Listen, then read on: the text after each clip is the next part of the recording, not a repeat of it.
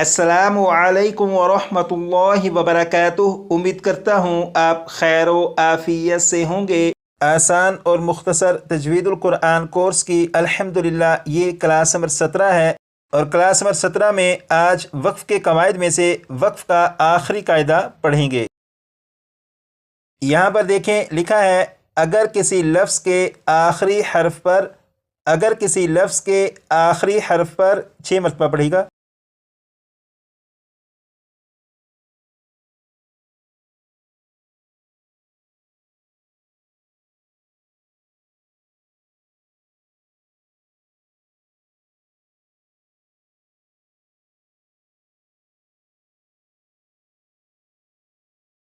अब यहाँ से पढ़ेंगे तशदीद हो तो, तशदीद हो तो इसे भी 6 मरतबा पढ़ेगा।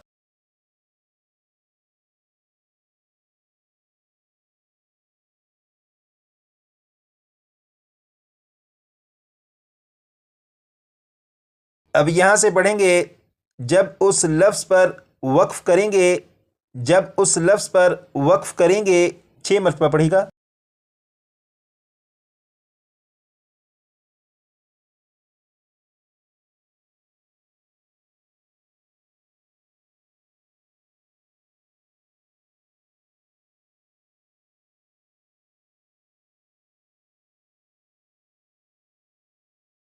अब यहाँ से पढ़ेंगे तो सिर्फ तशदीद को पढ़ेंगे, तो सिर्फ तशदीद को पढ़ेंगे 6 मरतबा पढ़ेगा।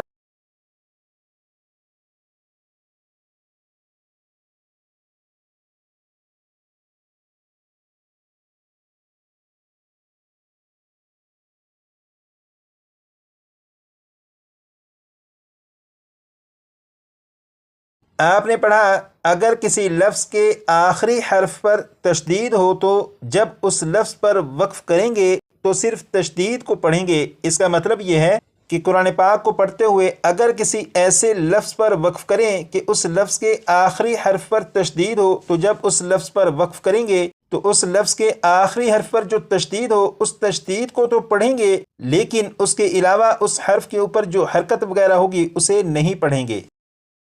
जैसे यहाँ पर आप देखें, ये जो लफ्ज़ है बिस्मिल्लाहिर्रहमानिर्रहीम, ये लफ्ज़ लिखा है कुल्ला कुल्ला कुल्ला, लेकिन जब इस लफ्ज़ को वक्फ में पढ़ेंगे तो लाम के ऊपर जो ज़बर है इस ज़बर को नहीं पढ़ेंगे और ये लफ्ज़ पढ़ा जाएगा कुल कुल कुल।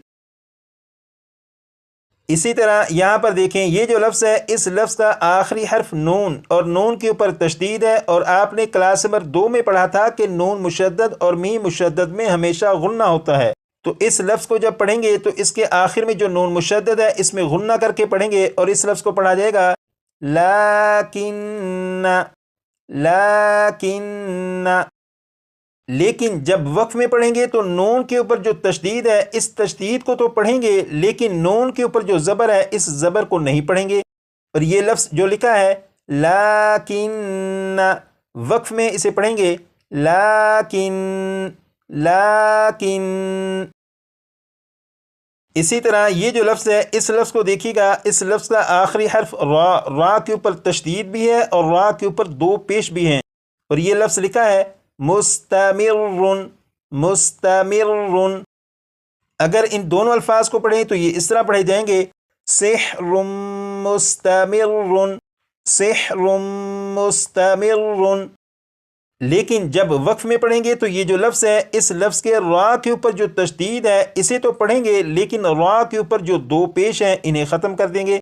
और ये जो लफ्ज़ है मुस्तमिर्रुन, वक्फ में ये पढ़ा जाएगा मुस्तमिर मुस्तमिर सिहरुम मुस्तमिर सिहरुम मुस्तमिर। ये जो लफ्ज़ है इस लफ्ज़ को जब वक्फ में पढ़ेंगे तो लाम के ऊपर जो ज़बर है इसे नहीं पढ़ेंगे। इस लफ्ज़ को जब वक्फ में पढ़ेंगे तो नून के ऊपर जो ज़बर है इसे नहीं पढ़ेंगे। इस लफ्ज़ को जब वक्फ में पढ़ेंगे तो रा के ऊपर जो 2 पेश हैं इन्हें नहीं पढ़ेंगे। तो सवाल यह है कि ऐसा क्यों? तो इसका जवाब यह है कि हमने कायदा यहाँ पर यह पढ़ा, अगर किसी लफ्ज़ के आखिरी हर्फ पर तशदीद हो तो जब उस लफ्ज़ पर वक्फ करेंगे तो सिर्फ तशदीद को पढ़ेंगे, تو اس قاعدے کے مطابق جب ہم نے ان تینوں الفاظ کو وقف میں پڑھا تو ان تینوں الفاظ کے آخری حروف پر جو تشدید ہے اسے پڑھا اور بقیہ جو علامات ہیں انہیں نہیں پڑھا۔ یہ والا جو قاعدہ ہے یہ آپ نے کلاس نمبر 16 میں پڑھا تھا۔ کھڑا زبر، حروف مدہ اور ساکن حرف وقف میں تبدیل نہیں ہوتے۔ یہ جو لفظ ہے اس لفظ میں لام کے اوپر کھڑا زبر ہے، تو اس لفظ کو اگر بغیر وقف کے پڑھیں تو یہ پڑھا جائے گا وَتَوَلَّا وَتَوَلَّا، لیکن جب وقف میں پڑھیں تو وقف میں بھی یہ اسی طرح پڑھا جائے گا وَتَوَلَّا، یعنی وقف اور بغیر وقف کے دونوں صورتوں میں یہ اسی طرح پڑھا جائے گا۔ تو ایسا کیوں؟ اس کی وجہ یہ ہے کہ قاعدہ یہ ہم نے پڑھا کہ کھڑا زبر، حروف مدہ اور ساکن حرف وقف میں تبدیل نہیں ہوتے، تو یہاں پر کیونکہ لام کے اوپر کھڑا زبر ہے اس لیے جب یہاں پر وقف کریں گے تو کھڑا زبر کو پڑھیں گے۔ یہاں پر دیکھیں یہ پارہ نمبر 30 ہے، اور پارہ نمبر 30 میں یہ جو ریڈ کلر کا نشان ہے یہاں پر توجہ دیجیے گا۔ یہ جو لفظ ہے یہ ہے یزکا، اگر اسے وقف میں پڑھیں تو وقف میں بھی اسی طرح پڑھا جائے گا، اس میں کوئی تبدیلی نہیں ہوگی، اور وقف میں بھی یہ پڑھا جائے گا یزکا۔ تو اس لفظ کے آخری حرف پر وقف میں اس لیے کوئی تبدیلی نہیں کریں گے کیونکہ یہاں پر کاف کے اوپر کھڑا زبر ہے، اور جب وقف کریں گے تو کھڑا زبر کو پڑھیں گے۔ لیکن یہاں پر سوال یہ ہے کہ ہم نے آج کی کلاس میں جو قاعدہ پڑھا وہ یہ ہے کہ اگر کسی لفظ کے آخری حرف پر تشدید ہو تو جب اس لفظ پر وقف کریں تو صرف تشدید کو پڑھیں گے۔ تو یہاں پر کاف کے اوپر تشدید بھی ہے اور کھڑا زبر بھی ہے، تو جب یہاں پر وقف کریں گے تو ہونا تو یہ چاہیے تھا کہ کاف کے اوپر جو تشدید ہے اسے پڑھتے، کھڑا زبر کو نہ پڑھتے، لیکن ایسا نہیں کیا۔ تو اس کی وجہ کیا ہے؟ اس کی وجہ یہ ہے کہ تشدید کا جو قاعدہ ہے وہ بھی اپنی جگہ پر بالکل درست، کھڑا زبر کا جو قاعدہ ہے وہ بھی اپنی جگہ پر بالکل درست، لیکن یہاں پر دونوں قاعدے اکٹھے آ چکے ہیں۔ تو جب ایسا ہو کہ یہ دو قاعدے اکٹھے آ جائیں تو پھر تشدید کے قاعدے کے مطابق عمل نہیں کریں گے بلکہ کھڑا زبر کے قاعدے کے مطابق عمل کریں گے، اور وقف میں کھڑا زبر کے قاعدے کے مطابق کھڑا زبر کو ایک الف کے برابر کھینچ کر پڑھیں گے۔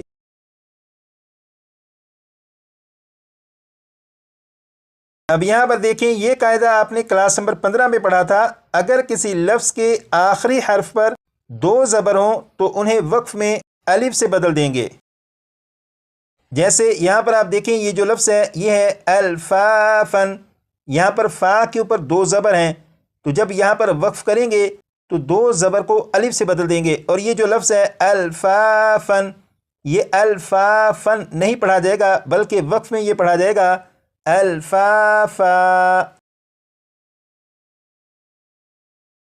اب یہاں پر دیکھیں یہ ہے پارہ نمبر 30، اور یہاں پر یہ جو بلو کلر کے نشان ہیں ان پر توجہ دیجیے گا۔ یہ جو لفظ ہے یہ ہے صبن، صبن، وقف میں اسے پڑھیں گے صبا، صبا، یعنی دو زبر کو الف سے بدل کر۔ یہاں پر ایک سوال یہ ہے کہ یہاں پر با کے اوپر تشدید بھی ہے اور با کے اوپر دو زبر بھی ہیں، اور آج کی کلاس میں تشدید کا جو قاعدہ ہم نے پڑھا وہ یہ تھا کہ اگر کسی لفظ کے آخری حرف پر تشدید ہو تو جب اس لفظ پر وقف کریں گے تو صرف تشدید کو پڑھیں گے۔